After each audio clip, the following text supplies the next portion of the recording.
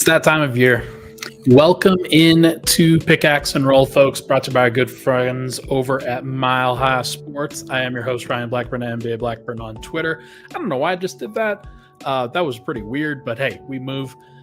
I am here after a pretty unfortunate loss by the Denver Nuggets, the final loss of the 2024-25 NBA season for them to the OKC Thunder. Denver gets smashed 125-93 in Game 7 against the Oklahoma City Thunder. If you've been following this podcast, if you've been following basically anything that I have discussed over the course of the past year or so, you'll know how I feel about OKC. You know how I feel about Denver and just kind of the talent and the gap disparity between those two teams. And that this isn't really a surprising result. Hey, better team wins at home in Game 7. But I do think that Nuggets fans, over the course of this run, they got turned. And I got turned in a lot of ways. I thought, hey, you know what? What if they did it? What if they actually were able to manage to get through this and be even better than I expected and win a surprising game on the road? They've got the veteran advantage. They've got a whole bunch of factors going their way. Let's see if they can get it done. Ultimately, it was not meant to be, and the Nuggets lose, and questions remain for the Nuggets at this point early in the offseason for them. We'll have plenty of time to go over a variety of things. I am not going to go into all of the trade talk, free agency talk. This guy needs to go, that guy needs to go, things of that nature. First and foremost, we are going to just talk about what happened today. And then second segment, we will talk about just kind of what the problems are and what things that Denver needs to fix if they ever want to win a championship with this core again. If they ever want to win a championship with this team again. There are, I think, reasons to believe that they can turn it around. And there are also reasons to believe that they're in a really, really tough place, and expecting them to get better from here is a pretty tall task. So we'll talk about it. I will share both positive and negative thoughts, but just wanted to kind of preface that look, the first podcast after losing a Game 7, it's probably not going to be fun. So I'll do my best to kind of balance it out with some positivity over here. But first and foremost, let's talk about how Denver got blew out. Yeah. Yeah. No, we will we'll talk about the game. Shai Gilgeous-Alexander was fantastic for OKC in this one. In 36 minutes, he had 35 points, was the best player on the floor, plus 32 in the game. He wasn't the most impactful player in some ways, though. That was Alex Caruso, of all people, who came in off the bench and just absolutely thoroughly dominated in a situation where the Thunder needed a different defender against Nikola Jokic. I don't know what a funny stat is. Isaiah Hartenstein was a -7 in this game in 17 minutes. The Nuggets had figured him out in the matchups between OKC starters and Denver starters. The Nuggets were figuring that out. Jokic, Murray, Christian Brown especially. That was fine. But Alex Caruso really changed the game for OKC. And it's just awesome for them, not for the Nuggets, that they had a guy like that who could come in off the bench and guard the best player in the world and do a pretty good job of it. Now, he's getting a lot of help. He's fouling Jokic up a storm. There's no doubt about that. But I do think that, like, with all the help that they were giving him and all the smart basketball play that he was able to do on the defensive end, it really bothered Jokic, frustrated the hell out of him. And the fact that Denver was not able to make that defense pay, I think, shows one of their biggest frustrations and one of their biggest flaws from this season. The same defense that the Lakers deployed against them, with guys like Dorian Finney-Smith and Rui Hachimura and LeBron James guarding and fronting Jokic and being as aggressive as possible, trying to deny the ball while other guys were sandwiching him. Anytime that Jokic went to the paint, 4 different guys collapsed on him, in addition to Caruso trying to hound him and get the steals as often as they could. And so Jokic had to deal with that. I thought did okay in the first half. I thought he didn't necessarily do a great job. But really in the third quarter was where this kind of blew open. Jokic did not handle that, I don't think. I don't think he handled it very well. And he certainly wasn't going to get the benefit of the doubt from Scott Foster, James Williams, Josh Tiven, anybody on that ref crew. But honestly, like OKC was the aggressors. They played physical, they played athletic, they fouled consistently and forced the refs to make a choice. Were they going to call every single foul? Were they going to call it every single possession? And the answer was no. They were not going to call it on every single possession. So you naturally get away with some calls. You naturally get away with some plays, but there were also some great defensive plays in there that were mixed in with the fouls. So I don't want to just sit here and BS about the refs the entire time. OKC is the best perimeter defense that I've ever seen. It is not just because they foul. It is because they are smart, they are aggressive, they are positional. They did all of the things that you're supposed to do in terms of disrupting. When Jokic was trying to post, they weren't just fronting him and fighting him. They were pressuring the ball handler, the guy who was supposed to be entering the pass in, making sure that it wasn't an uncontested pass. They did everything they possibly could to disrupt any time the Nuggets were going to pass the ball to Jokic. And that was a great counter. Jokic had it so much easier in game 6 and even in game 5. I thought they did a great job, Denver did in those games, of freeing him up, putting him in positions where he could just be successful. That did not happen in game 7. And it wasn't just because of fouls or anything like that. Denver did not have the spacing. They did not have the execution. And they did not handle the pressure well in this game. I don't think any single person, except for maybe Christian Brown, really handled the pressure that well. So it's tough. Like, what do you say? Do you put all the blame on Jokic, who's just receiving immense attention and has to handle all of these different matchups and make up for the fact that Denver's flawed? Do you overly blame role players when the context is one of the reasons why Denver is in this situation?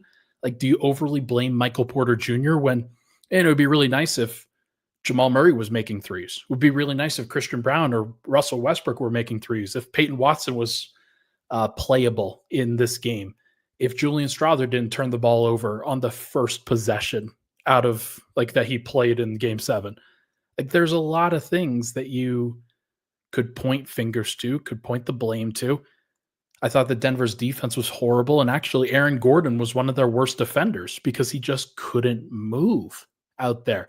The fact that he was even playing was admirable itself. Like, he was great. And just, it sucks that this is the way that things broke down for Denver, that things ultimately fell apart, where Aaron Gordon gets hurt in game 6. And if he's operating at full strength in game 7, then maybe this is a different outcome. Probably not that different, but different enough that maybe Jokic handles it a little bit better. Maybe the Nuggets have a little bit more faith. Maybe there's other guys that can play a little bit better in these situations because of the attention that Aaron Gordon's then taking. But ultimately, it was not meant to be. And Denver did not get the efforts that they needed from several guys, including Jamal Murray, who I thought was clearly not good enough in this game. Michael Porter Jr., who disappeared for this entire series outside of game 3. And basically, I thought Christian Brown was pretty good in these last 2 games. I thought he really showed up. Aaron Gordon, of course, gets a pass in this one. But people are just going to blame Jokic. People are just going to blame the front office and the coaching staff. And look, I understand that too. There's a lot of blame that should go around, but I think Denver's just also in a really tough spot where no one person should be really getting the blame for all of this, except for maybe Calvin Booth. But I just don't feel the need to overly blame one person for a context of a roster that I just don't think was ready for this moment. I think that the fact that Denver got to this place was pretty impressive in and of itself. The fact that they forced a game 7 against a 68 win team was really impressive. That they handled their business this way, like, it deserves to be lauded, not criticized overall.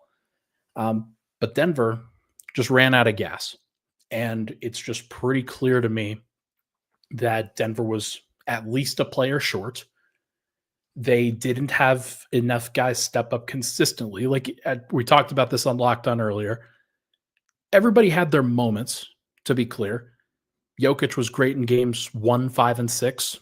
Pretty meh in 2, 3, 4, and 7. I think Jamal Murray was great in game 3 and in 6, and pretty meh or subpar in all of the other games. I think Michael Porter had game 3, and that was it. I think Aaron Gordon was pretty consistent. I thought he was okay in game 6, and then hard to account for that in game 7. I thought Christian Brown had a great game 3, 6, and 7.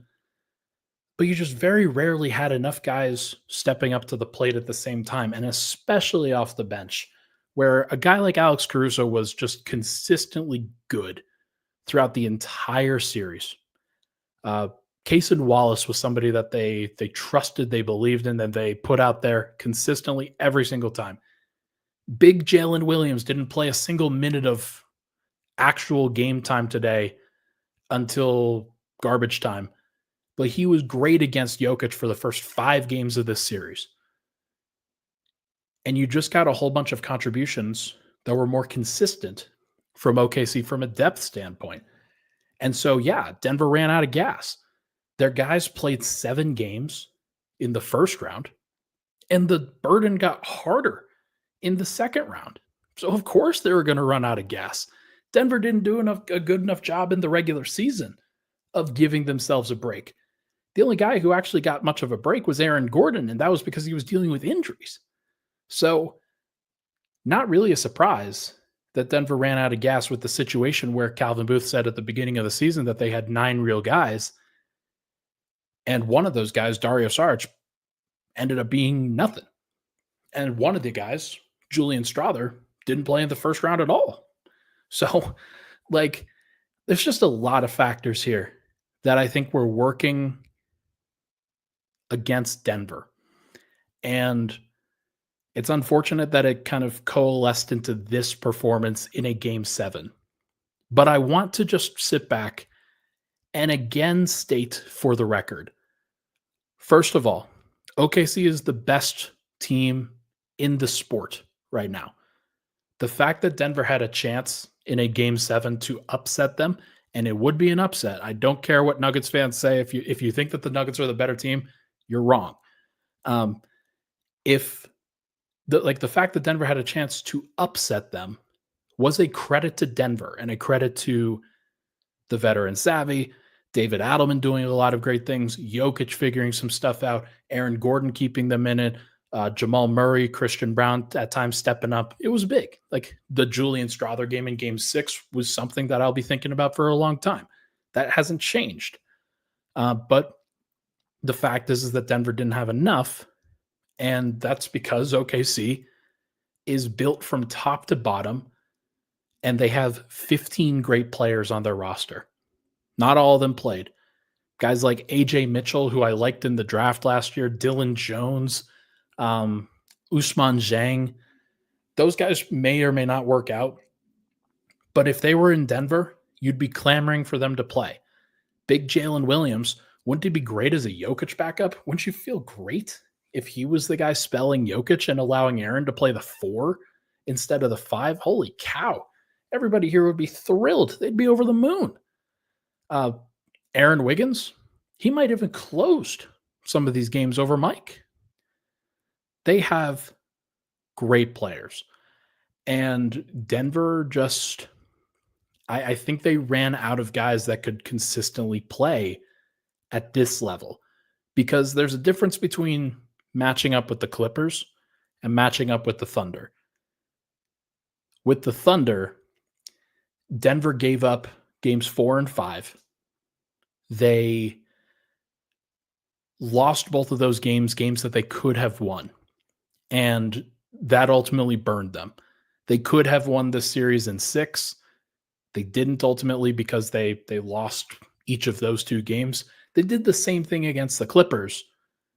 They lost games 2 and 6, gave those games away, games that they could have won against the Clippers. It didn't ultimately matter because the Clippers were not nearly as good as the Thunder. With the Thunder, you just couldn't give away multiple games. You had one that you could, and Denver gave away more than that.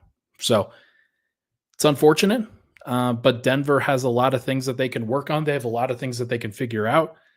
And the better team, I know Nuggets fans don't want to hear this, the better team won in this series, and it would not surprise me at all if OKC went on to win the championship in the next month or so. So it's going to be interesting to see. Sammy says, OKC has a great team, but only one great player.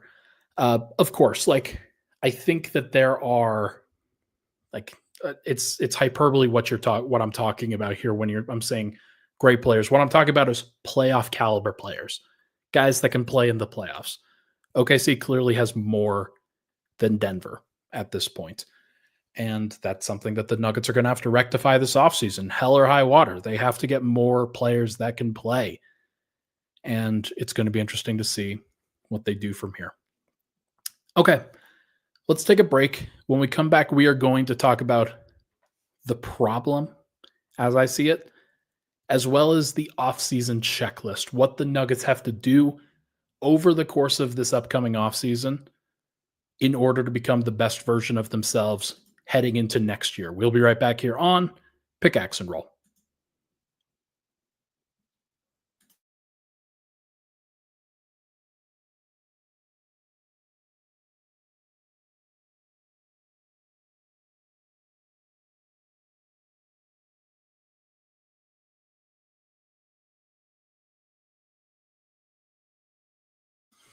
I was muted.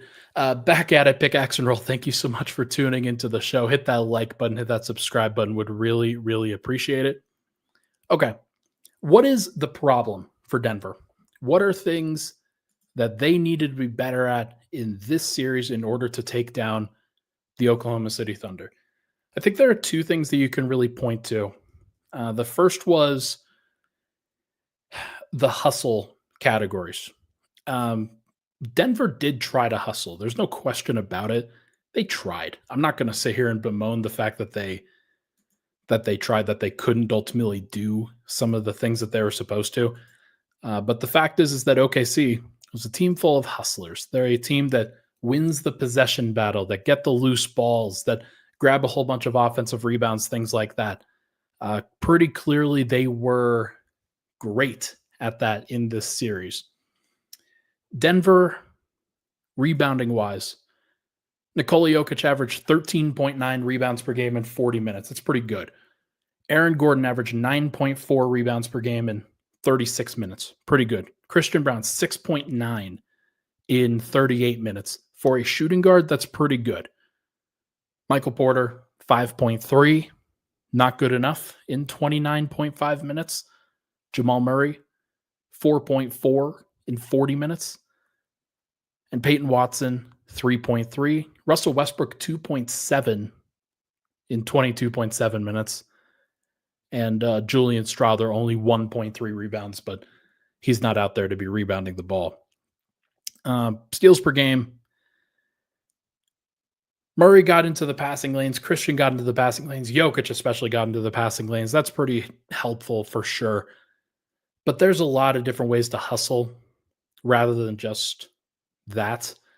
But it just felt to me anecdotally like the Nuggets did not have enough guys that could go hustle down those loose balls and turn what could have been an OKC possession into a Denver possession. Whereas OKC did that ad nauseum in a lot of these games. Michael Porter, you fight for him because like he had one arm for half of this year's 1.5 arms, I'll say. So like him not being able to rebound as well as he probably could, I think can be partially explained due to that. but he's also somebody that I don't think was willing to mix it up that much before the injury. So I'm not going to sit here and say that I believe that Michael Porter is going to be the guy that really amps up the hustle, that really amps up the physicality and the willingness and the 50-50 balls and things like that. There's definitely some factors there that they have to address. Because it can't be like Jokic and Murray, they'll hustle, they'll do what they can, but there's a certain degree to which certainly your superstar, but in part your star point guard, like are willing / able to do some of those things. Like Tyrese Halliburton, you're not expecting him to be a big time hustler on the perimeter. So why would you expect Murray to do that, for example? I'm not sure if that's great, like because Jalen Brunson can do some of those things, but he's also not known as a great defender. So what kind of expectations do you put on Murray? I don't know. But certainly in the middle, where some of those guys do not necessarily have a heavy burden, they have to be hustlers. Christian Brown, not worried about that. Aaron Gordon, not worried about that. Peyton Watson, does he have to win more 50-50 balls? Does he have to do some of those things? He did not have a good series. Peyton Watson's numbers in the conference semifinals here, 4.6 points, 31% from the field, 33% from three, 41% from the line, 3 rebounds, 0.3 assists, 0.9 steals, 0.9 blocks. So he basically averaged just under a steal and a block per game. Not great enough. Russell Westbrook, 22% from 3 in this series. He takes a lot of them. He has to. Denver, that's the other big factor here. They did not have enough spacing in order to make up for the fact that OKC was collapsing on Jokic, on Gordon, on Murray, on Brown consistently. And anytime one of Denver's shooters were the ones to kind of collapse into the paint, there just wasn't a reason for OKC to honor any of the other Nugget shooters. Whether it was Watson out there, whether it was even Brown at some points, like they dared him to shoot on several occasions. He did it well at times, but overall he shot 28% from 3 in the series. Not good enough. And even Murray, 30% from 3 himself. Michael Porter, 25% from 3. Peyton Watson, 33%. He was actually carrying the load in this series. Aaron Gordon and Julian Strawther were the only guys to shoot above 35% from 3 in this entire series for Denver. So the Nuggets needed more shooting. They certainly needed it. They needed some guys that you had to honor on a consistent basis. They needed more hustlers. They needed guys that are a little bit more versatile. And they just did not have enough optionality throughout all of this. But that's not even the problem. The problem to me is not that. The problem is that Denver, they had 8 guys that they played. Those are the 8 guys. It is what it is. Denver's 8 guys were not as good as the Thunder's 10 guys, 9 guys that they played here. The problem is that Denver's 9 through 15 didn't do, like, they didn't give you anything throughout these entire playoffs. I give a pass. Deron Holmes gets the ultimate pass because he tore his Achilles. There's nothing anybody could do about that. DeAndre Jordan gets a pass because he's their vet. He's the guy that you're not supposed to have on the court in these situations. He's supposed to kind of keep the team together. The guys that you look to in this situation, Dario Saric, complete and utter miss for Denver, like a complete whiff by Calvin Booth. I know what he was thinking. I understood the logic. I totally get it. It didn't work, and he's supposed to see that better than I am because I'm staring at a computer screen talking to you guys about the Nuggets. I'm not running the Nuggets. Zeke Naji, despicable that he couldn't get into this series or the last one for that matter. And it's like nobody's fault but his own. He was not ready for this moment. It's year 5. Like he was drafted in 2020. He was given an extension. The Nuggets tried to play him. And overall, the only times when he could really operate, when he could really function, were in very specific niche situations against sub 500 teams. That's just not good enough, man. He's not a playoff player. And it was pretty clear about that from the get-go. And the team just does not trust him. And they kind of felt the same way about Peyton at times. So keep that in mind when you're thinking about what to do this offseason.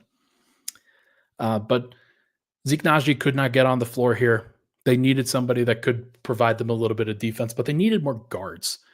Jalen Pickett wasn't going to give them defensive impact, defensive hustle.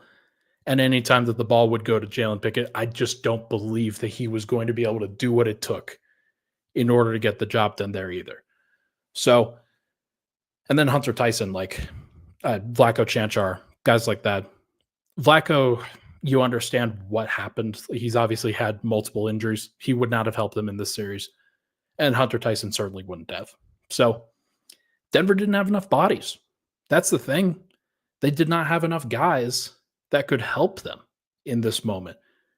And Jokic actually said it post-game. He said something akin to, yeah, the teams that are being really successful right now are the teams that have a lot of depth. Indiana, OKC, Minnesota. Those are the ones. And Denver needed other guys that they could go to, that they could trust, not just during the playoffs, but in the regular season as well. The fact that Denver was going to 8-man rotations, 7.5-man rotations, 8.5-man rotations on a consistent basis in the regular season, that's not a fault of the coaching staff. They have to play who they trust, and they did not trust enough people. And the fact is that the roster was just not good enough and not versatile enough and not consistent enough in order to make that happen, in order to actually warrant the playtime. So that's the issue. The issue is that Denver needed other guys to step up that they just did not have. And you could say that Deron Holmes' injury really set that back, but Denver had plenty of time between the Deron Holmes injury in July and the trade deadline in February to figure out that they needed to make stuff happen. The problem is that a lot of those trades were taken off the table because Calvin Booth was ostracized from the front office. He was not allowed to make trades in a lot of cases. There might have been something that he could do, but certainly nothing big. And what he was ultimately trying to float out there, pick swaps, things like that, that's just not good enough. He traded away all the second-round picks. He traded away all the first-round picks. There's no capital that they had left. The only guys that they could really float out there are the first-round picks that he drafted that he was never going to trade in Julian Strawther and Peyton Watson, guys that played in this series. It's a tough situation to be in. So, look, this is pretty honest. I'm trying to be as honest as possible. Was Jamal Murray good enough in these playoffs? Probably not. He had some good moments. He had some bad moments. Not good enough in Game 7. They could have used him to step up a little bit more. Is he the reason why they didn't win a championship? No. Nikola Jokic. Was he good enough in these playoffs? I don't know. He had some bad moments. He had some great moments. He had some fantastic moments. I think he let the contact get in his way. I think he let referees and foul calls and physicality affect his mindset a little bit too much. He was battling the refs just as much as he was battling the opposing team. And so, but was he the reason that they didn't win a championship? No.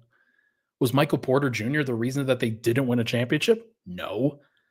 Was Aaron Gordon? No. If anything, Aaron Gordon helped them get through this. Christian Brown, at various points, helped them get through this. And Denver, you can point to a lot of things, a lot of good things that each of those guys did in this year. And Russell Westbrook helped them get through the first round. Did not help them get through the second round. Pretty straight up, that was the talent gap. It was pretty easy for him to figure out how to manage against the Clippers. They did not respect him, and he made them pay. The Thunder didn't really respect him either, but they at least gave him more of a token effort, made his life a little bit more difficult from a defensive standpoint, and he didn't handle it well. But he's just one of several guys that happened to. Did anybody have a great playoffs other than Aaron Gordon? Probably not. So that's the issue. Denver has to figure out who they can go through and trust, who in the next iteration of the Nuggets they are going to build around, and be consistent with. But before that, as we get into the offseason checklist, we have to talk about who's the head coach going to be? Who's the general manager going to be? And why hasn't the general manager been hired yet? That to me, I think is kind of interesting.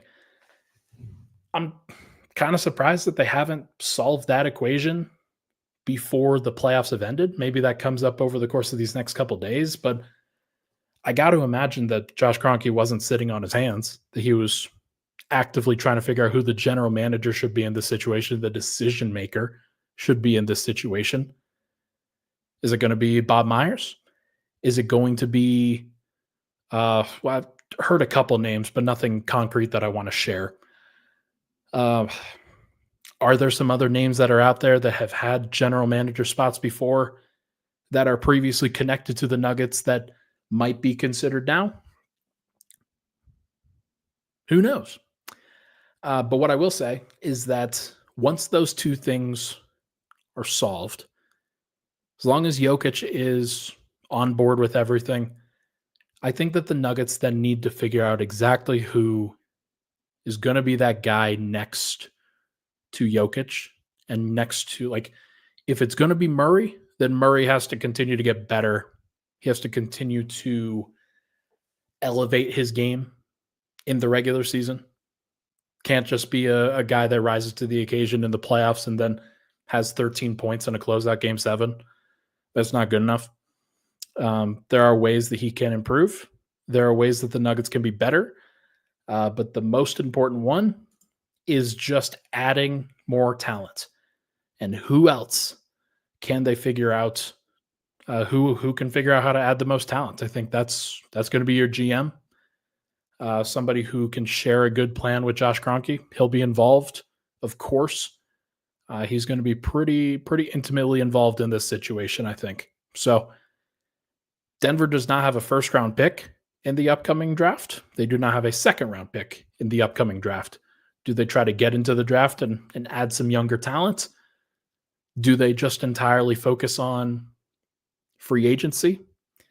Are they going to be active on the trade market? Can they be active on the trade market with as few assets as they have? Are they going to look to trade Michael Porter Jr.? There's a lot of things that I think you can really identify. My personal opinion on it, just hours after Game 7 has ended, take this with a grain of salt. Last year, I thought that they should run it back with KCP. And hypothetically, like, they could have done everything they did this offseason and just retained KCP and brought that team to this particular series.